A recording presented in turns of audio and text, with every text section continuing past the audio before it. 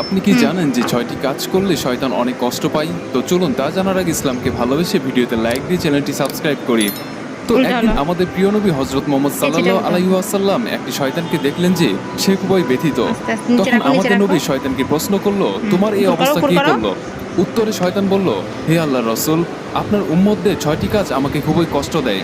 Number 1, যখন একে অপরের সাথে সাক্ষাৎ উপর করো, হলে উপর সালাম করো। আদান প্রদান করে।